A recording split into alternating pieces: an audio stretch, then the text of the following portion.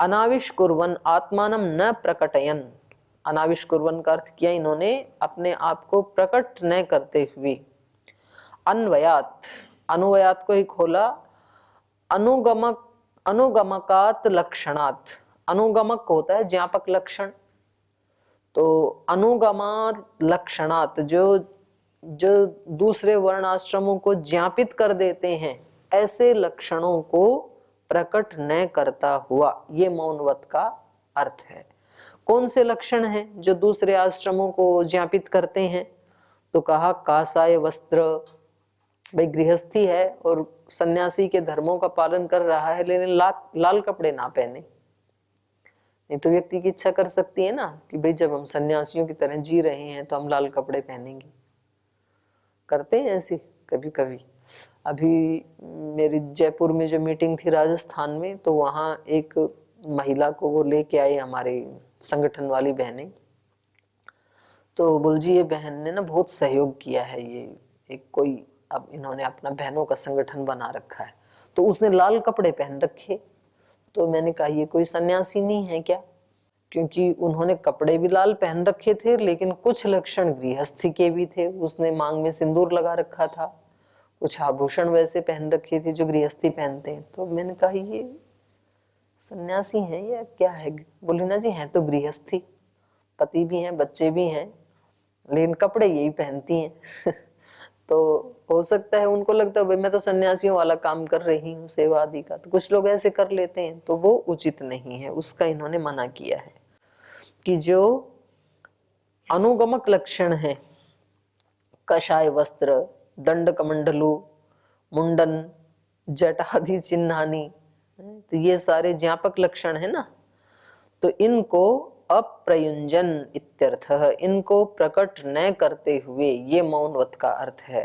तस्माद् अलिंगो धर्मज्ञो ब्रह्मवृत्तम अनुव्रतम, ये नारद परिव्राजक में लिखा है। तस्मात् अलिंगो धर्मज्ञो, वहां पर अन्य किसी प्रसंग कोई चल रहा होगा कि भाई धर्म के लिंग क्या है, धर्म कैसे पता लगे कि ये व्यक्ति धार्मिक है, तो वहां पर कहा है अलिंगो धर्मज्ञ।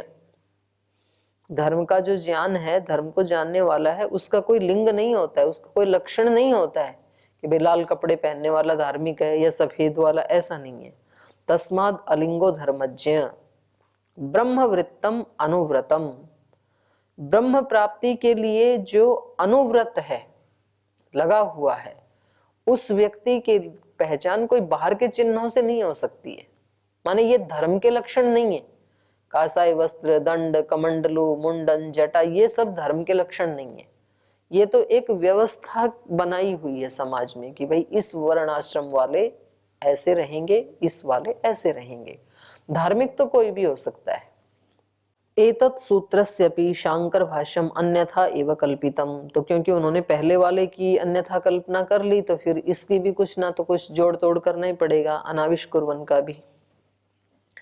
ततः सहकार्यंतर विधि इति सूत्र भाष्ये, इस सूत्र भाष्य में उन्होंने अर्थ किया है तस्मात् ब्राह्मण पांडित्यम निर्विद्य बाल्येन तिष्ठेत, बाल्यम च पांडित्यम च निर्विद्य अथ मुनिः अमौनम मौनम च निर्विद्य ब्राह्मणः, ये उन्होंने बृहदारण्यक से लिया।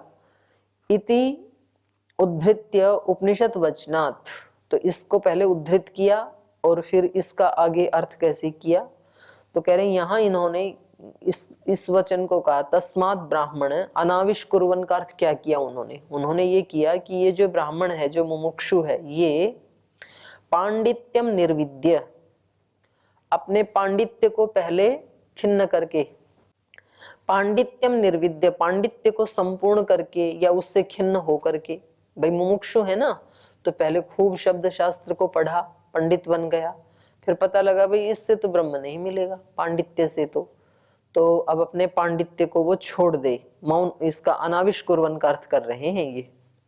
पांडित्यम निर्विद्य बाल्येन तिष्ठासेत, बच्चे की तरह बैठ जाए। बच्चे की तरह मतलब भाई जो मैंने पढ़ा है ना, इसको तो मैं दर्शन करके मानूंगा। बच्चा जैसे जिद कर लेता है ना, बाल हट राजहठ, स्त्री हठ, 3 हठ प्रसिद्ध माने जाते हैं कि भाई ये अपनी हठ पे आ जाए ना तो उसको पूरा करके ही मानते हैं। फिर एक तो बच्चा, यदि वो हठ पे आ गया ना तो फिर वो मानता नहीं है किसी की बच्चा, वो करना ही पड़ता है बच्चे का। और एक राजा का हठ, मोदी जी ने जो ठान लिया तो करके मानेंगे, राजा के हाथ में सब है तो राजहट। एक स्त्री हट, महिला यदि किसी काम में अड़ जाए तो वो उसको करके ही मानती है। फिर ये गृहस्थी लोग ज्यादा जानते हैं। तो ये कह रहे हैं कि इन्होंने, शंकराचार्य जी ने अर्थ किया है कि पांडित्यम निर्विद्य, पांडित्य से खिन्न होकर के या उसको संपूर्ण करके पढ़ लिख करके फिर दोबारा ये साधक क्या करे, बच्चे की तरह हट करके बैठ जाए कि मैं तो भगवान का दर्शन करके ही मानूंगा, उसमें जुड़ जाए। और फिर क्योंकि ऐसे तो भगवान है नहीं कि उसको कोई जोर जबरदस्ती से पकड़ के खींच लाई, ऐसे तो है नहीं। तो फिर कह रहे हैं बाल्यम च पांडित्यम च निर्विद्य, फिर कुछ समय के बाद पांडित्य को भी छोड़ करके और इस हठ को भी छोड़ के कि भाई हठ से नहीं मिलता है वो, अथ मुनि मौनम, फिर मौन हो जाए, राजी हैं हम उसी में जिसमें तेरी रजा है। खूब करके देख लिया, हमारी हट से मिला नहीं तो इसलिए भाई अब हम तो चुप हो गए, कुछ नहीं बोलेंगे, जब तेरे को देना हो तब दे देना। तो फिर वो मौन हो जाए। मुनिर अमौनम मौनम च निर्विद्य, और फिर वो दूसरे को कहते भाई अब तो हम तो कुछ कहते ही नहीं है, भगवान की जब इच्छा होगी दे देगा, बस करते जा रहे हैं अपना काम। तो कह रहे ये बोलना भी छोड़ देना चाहिए कि मैं तो अब मौन हो गया। तो मौनम अमौनम च निर्विद्य ब्राह्मण, और फिर भगवान के ऊपर छोड़ दे कि भाई अब दृष्टा भाव में रहेंगे बस हम, ऐसा। तो ये अर्थ इन्होंने, ये अर्थ है इस वाक्य का जो बृहदारण्यक का है। इति उद्धृत उपनिषद वचनात्, तो इसको उद्धृत करके और यहां से बालेन शब्द को ले लिया इन्होंने, बालेन इति पदम गृहीतम तत्कथम बालेन अनाविष्कुर्वन।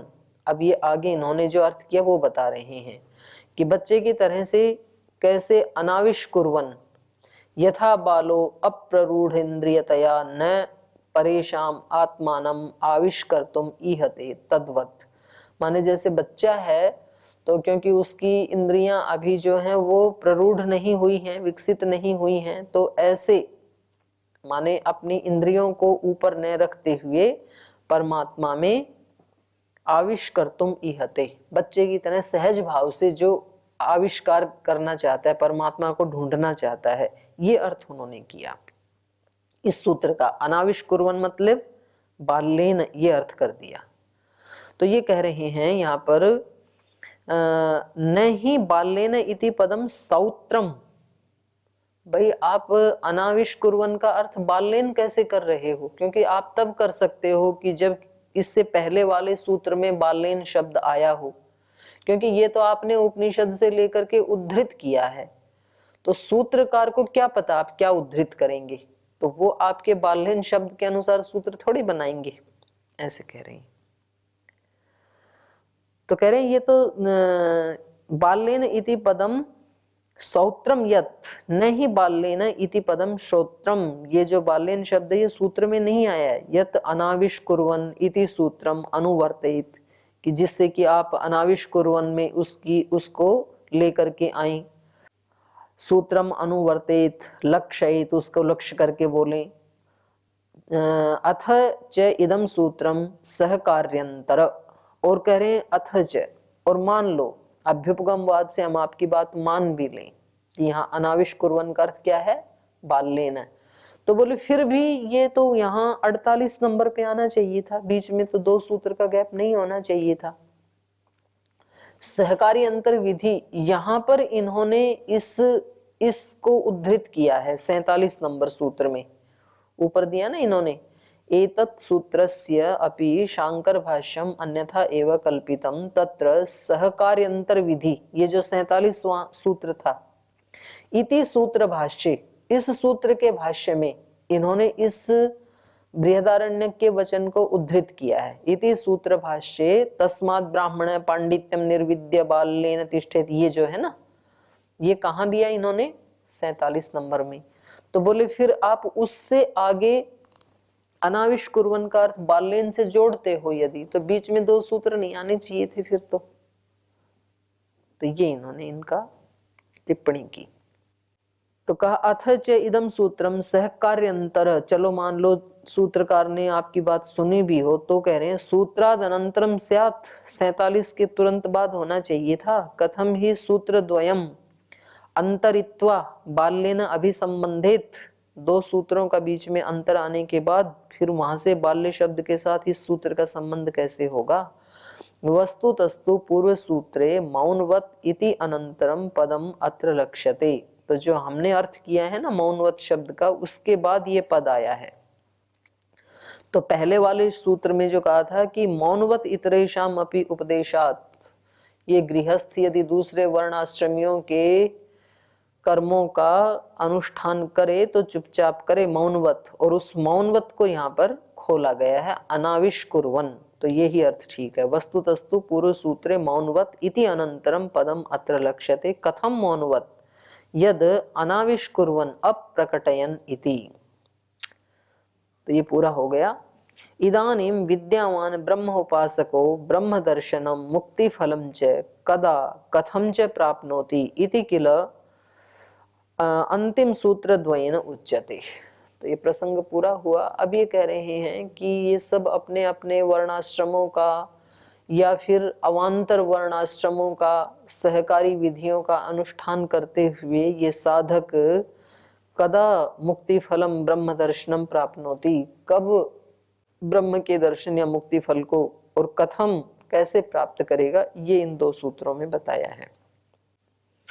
ऐहिकमपि अप्रस्तुत प्रतिबंधे तद्दर्शनात्, करें उसमें कदा इसका उत्तर नहीं है कि कब करेगा। इस जन्म में भी कर सकता है, ऐहिकमपि इसी जन्म में भी कर सकता है, इहलोक में भी कर सकता है। अप्रस्तुतः माने इसका कोई ठीक स्थान या ठीक समय नहीं है उसका। अहिकम अपि अप्रस्तुत अप्रतिबंधे, इसका कोई ठीक नहीं कहा जा सकता है, उसका कोई प्रतिबंध भी नहीं है और उसकी कोई प्रस्तुति भी नहीं है। तद दर्शनात्, वैसा देखे जाने से किसी को इस जन्म में भी हो सकता है, किसी को अगले में भी हो सकता है। अप्रस्तुत अप्रतिबंधे, अप्रस्तुत माने प्रतिबंधे वर्तमाने, बोले जब तक प्रतिबंध वर्तमान रहेगा, प्रतिबंध मतलब अज्ञान अविद्या जिसने रोक रखा है भगवान के दर्शन को, तो कह रहे हैं प्रतिबंधे वर्तमाने, हैं जी, प्रतिबंधे अवर्तमाने, क्या प्रतिबंध जब वर्तमान नहीं रहेगा, प्रतिबंध नहीं तो रोक रखा है, तो कहा प्रतिबंध अवर्तमाने, प्रतिबंधे ब्रह्म ज्ञानम परमात्म दर्शन व विविध साधन फलम भवति।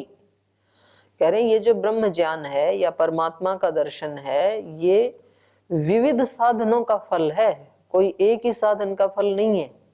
तो अनेक प्रकार से सर्वांगीण रूप से उसको हटाया जाता है प्रतिबंध को, तब दर्शन होता है। तो ब्रह्म ज्ञानम परमात्म दर्शनम व विविध साधन फलम भवति ऐहिकम इह जन्म प्राप्यम, माने इस जन्म में भी हो सकता है। ऐहिकम का अर्थ कहा इह जन्म प्राप्यम, प्रस्तुत प्रतिबंधेतु स्यात् पर जन्म प्राप्यम, और यदि प्रतिबंध को नहीं हटाया, प्रस्तुत प्रतिबंध है यदि, तो फिर पर जन्म में होगा। तो प्रतिबंध को जब हटा देंगे, इस जन्म में हटा देंगे तो इस जन्म में हो जाएगा, इसमें नहीं हटा पाए तो फिर अगले जन्म में हटेगा। तद दर्शनात्, वैसे देखा जाता है। तदित्थम श्रुतौ दर्शनात्, क्योंकि ऐसा ही श्रुति में देखा जाता है। श्रुति क्या कहती है, तद यथा श्रवणाय अपि बहुर्भि यो न लभ्य शृण्वन्तोऽपि बहवो यम न विद्युः, कठोपनिषद का है ना। कुछ लोगों को तो सुनने के लिए भी नहीं मिलता है इस जन्म में, तो फिर उनको कैसे मोक्ष मिलेगा। उनके लिए वो पूछें कि हमें कब मिलेगा, तो भाई अभी तो आपने इसके बारे में सुना तक भी नहीं है, तो कुछ को तो सुनने को भी नहीं मिलता है। श्रवणाय अपि बहुभी यह न लभ्य, जो उपदेश जो यमाचार्य जी ने दिया था नचिकेता को, तो कह रहे थे कि भाई ये तो मैंने आपको सुना दिया, बहुत लोगों को तो ये सुनने को भी नहीं मिलता है। शृण्वतोपि बहवो यम न विद्युः, और सुनते हुए भी बहुत सारे लोग उसको जान नहीं पाते हैं, बातें सिर के ऊपर से जाती हैं क्योंकि उनका लक्ष्य है ही नहीं वो। तो इसलिए सुनते हुए भी तो उनको कैसे मिलेगा इस जन्म में। तो ऐसे कोई नियम नहीं है कि हर व्यक्ति के लिए कोई एक ही टाइम हो। इति सती प्रतिबंधे, तो कह रहे हैं ये ऐसा क्यों होता है, किसी को सुनने को भी नहीं मिलता है, किसी को सुनते हुए भी समझ में नहीं आता है, ये सब क्यों होता है? सती प्रतिबंधे, क्योंकि उनके अंदर अभी प्रतिबंध विद्यमान है। तो मान लो सुनने को मिल रहा है तो समझ लो एक प्रतिबंध तो हट गया हमारा, तभी तो सुनने को मिला। और यदि कोई जी रहा है तो समझ लो दूसरा प्रतिबंध भी हट गया। इति सती प्रतिबंधे ब्रह्म ज्ञान अलब्धि दर्शिता, तो जब तक प्रतिबंध रहेगा तब तक ब्रह्म ज्ञान की उपलब्धि नहीं होगी। जैसे उदाहरण दे रहे हैं, जनकादि नाम इह जन्मनि एवं ब्रह्म ज्ञान प्राप्तिर वामदेवादि नाम अपर जन्मनि। कह रहे हैं जैसे जनक आदि को इसी जन्म में ब्रह्म ज्ञान की प्राप्ति हो गई थी, इसलिए उनको विदेह कहते थे, देव भाव से वो मुक्त हो गए थे। और वामदेवादि नाम अपर जन्मनि, वामदेव जी को उस जन्म में नहीं हुआ तो उनको एक जन्म और लेना पड़ा, तो अगले जन्म में फिर उनको बाल्यकाल में ही हो गया। तो ये भी तो है ना, अन्यत्र दर्शने अपि उक्तम, और अन्य दर्शनों में भी कहा है न काल नियमो वामदेववत, सांख्य दर्शन का है ना। तो सांख्य दर्शन में तो इस बात को प्रशंसा की दृष्टि से कहा है कि भाई इसका कोई काल नियम नहीं है। देखो वामदेव जी को बचपन में ही हो गया, बच्चे कोई हो गया, तो वहां पर क्या है, ये उनका प्रशंसा। और यहाँ पर क्या है कि भाई उनको उस जन्म में नहीं हुआ, उनको अगला एक और जन्म लेना पड़ा। जनक जी को तो हो गया, तो ये भी मतलब लोक में जैसे यूं कहें कि भाई देखो ये लोग तो कितनी महान आत्मा है कि इन्होंने इस जन्म में 20 साल में ही संन्यास ले लिया, इस मार्ग पे आ गए। लेकिन ये भी तो हो सकता है कि ये पिछले जन्म में नहीं कर पाए, ये सप्लीमेंट्री है इनकी, इसलिए लिया है अभी, नहीं तो एक जन्म और लेना ही क्यों पड़ता। तो इसलिए श्री अरविंद आश्रम में जो माता जी थी वो कहती थी कि जब आपके मन में ये कोई अहम आने लगे कि मैं तो औरों से कुछ आगे चल रहा हूं, तो आप समझ लेना कि ये बहुत देर हो चुकी है अभी तक, ये कोई मेरा पहला ही जन्म थोड़े ही है, कितने जन्मों में ठोकर खा चुका हूं, तब कहीं जाके बहुत दिन के बाद ये अवसर उपलब्ध हुआ है मुझे, ऐसे सोचना चाहिए। और यदि कभी मन में निराशा आने लगे कि भाई पता नहीं इतने जन्म बीत गए, अब की बार भी होगा कि नहीं होगा, तो फिर ये सोचना चाहिए कि अनंत काल मेरे सामने है, बहुत है ना टाइम, कोई बात नहीं, आज नहीं हुआ तो और इसमें 10 साल और लगेंगे, 50 साल लगेंगे, एक जन्म और लग जाएगा, लेकिन इसको करूंगा, इसी पे चलूंगा। तो ऐसे इन्होंने दिखाया है। न काल नियमो वामदेववत श्रुतिषु दृश्यते ही तद एतत् पश्यन् ऋषि वामदेव प्रतिपेदे अहम मनुरअभवम अहम सूर्यश्च इति। तो कह रहे हैं इसकी अनुभूति करते हुए, तद ही एतत् पश्यन्, उस इस ब्रह्म को देखते हुए, उस मुक्ति को देख करके, अपनी निर्लिप्तता को देख करके, ऋषिर वामदेव प्रतिपेदे, वामदेव ऋषि ने ये प्रकट किया था, ये बोला था उन्होंने, अहम मनु अभवम, मैं ही मनु बन गया, मैं मनु हूं। अहम सूर्यश्च इति, मैं ही सूर्य हूं, इस सूर्य में मैं ही हूं। एवं मुक्ति फला नियमः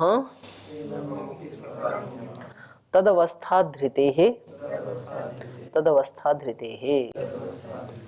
तो कह रहे हैं इस प्रकार से मुक्ति रूपी जो फल है इसका कोई नियम नहीं है, अनियमः, मुक्ति के फल का कोई सुनिश्चित नियम नहीं है। तद अवस्था धृते है, माने वो तो उस अवस्था विशेष से धारित होता है, जिस व्यक्ति की वो अवस्था विशेष जिसमें अज्ञान का लेश मात्र भी नहीं है, उसमें वो धारण होता है। तो 2 बार जो पाठ है वो पाद समाप्ति के लिए। एवं मुक्ति फल अनियमः, मुक्ति फलस्य नियमो नास्ति।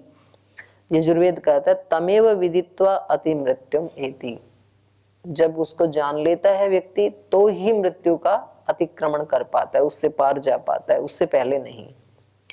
और सांख्यकारों ने कहा ज्ञानान मुक्ति, तो जब हमें ज्ञान हो जाएगा हम मुक्त हो जाएंगे, क्योंकि ज्ञान से ही मुक्ति होती है, उससे पहले नहीं होती है।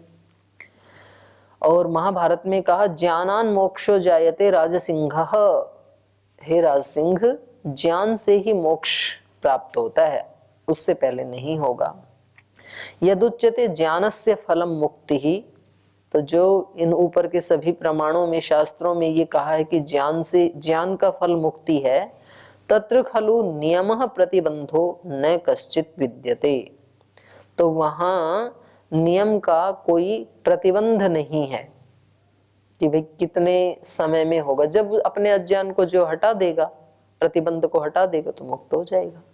यदा ही परमात्म ज्ञानम संपद्यते, जब उस परमात्म ज्ञान का उत्पत्ति हो जाएगी, तदेव ही मुक्ति फलम अवाप्यते, उसी समय वो मुक्त हो जाएगा। मुक्तौ एतद् जन्मा पर जन्म न अपेक्षते, मुक्ति में इस जन्म में होगा या अपर जन्म में होगा इसकी अपेक्षा नहीं है। तद अवस्था धृते ही ब्रह्म ज्ञान अवस्थायाम, ब्रह्म ज्ञान की अवस्था में तस्या मुक्ते अवधारणात् निश्चयात्, वो मुक्ति कब होती है? ब्रह्म ज्ञान की अवस्था में ही मुक्ति होती है, ऐसा ही उसका निश्चय है, ऐसी अवधारणा है उस मोक्ष की। तथैव उच्यते, तो इसी प्रकार से तैत्तिरीय उपनिषद में भी कहा है ब्रह्मवित् आपनोति परम, जो ब्रह्म वेत्ता है वो ही उस परम को प्राप्त कर पाता है। एतद् एव अक्षरम ज्ञात्वा ब्रह्म लोके महीयते, कठोपनिषद में कहा इस अक्षर ब्रह्म को जान करके ही ब्रह्म लोके महीयते माने मोक्ष अवस्था को प्राप्त करता है, फिर ब्रह्म लोक में चला जाता है एक बार उसको जान लिया तो। विरुक्ति ही अध्याय परिसमाप्त्यर्था, और जो सूत्र में 2 बार कहा ना अवस्था धृते अवस्था धृते, तो ये पाद की समाप्ति के लिए है। तो यहाँ पर ये हमारा चतुर्थ पाद संपन्न हुआ। तो इसमें पहले तो ये बताया कि भाई मुमुक्षु के लिए कौन सा प्रधान कर्म है, और ये बहुत चर्चा भी चलती है ना। कुछ जैसे जैमिनी आचार्य, क्योंकि उनका तो प्रतिपाद्य विषय ही कर्म कांड है, तो वो कहते हैं कि ये जो ब्रह्म ज्ञान, ज्ञान तो जीने के लिए होता है, कर्म के लिए होता है, तो अकेले ज्ञान से बात नहीं बनेगी, कर्म कांड करना चाहिए, तभी वो ज्ञान फलीभूत होता है, केवल ज्ञान से बात नहीं बनेगी। और खैर कुछ कर्मों के लिए उनका कहना सत्य भी है, माने हर काम केवल उपासना से नहीं होता है, उसमें आपको जो ज्ञान है वो आपको कर्म में लाना ही पड़ेगा।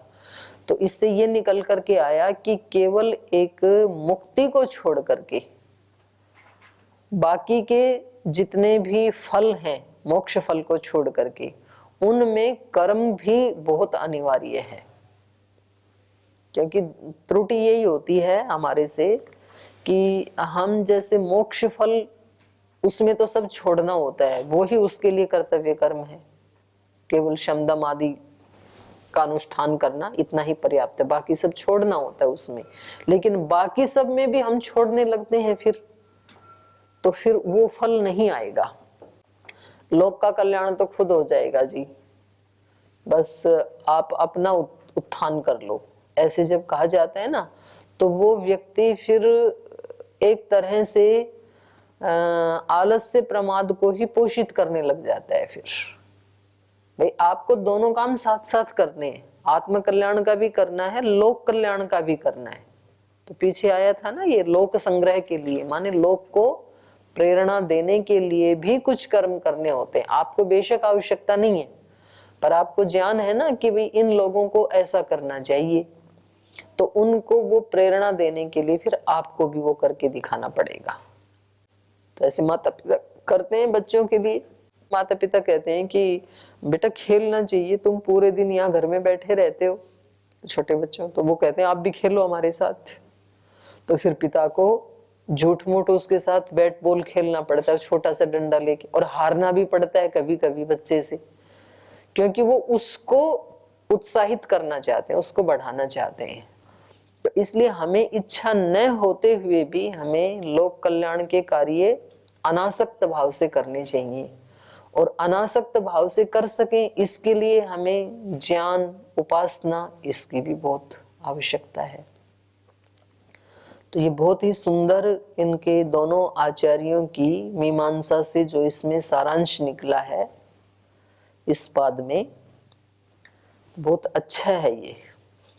और ये लौकिक व्यक्ति को भी और आध्यात्मिक व्यक्ति को भी, दोनों को इससे अवगत होना चाहिए। ये पाठ जरूर पढ़ना चाहिए, वेदांत के तृतीय अध्याय का चतुर्थ पाद।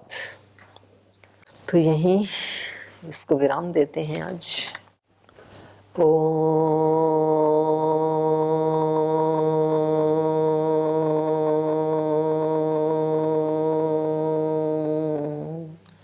शांति शांति शांति।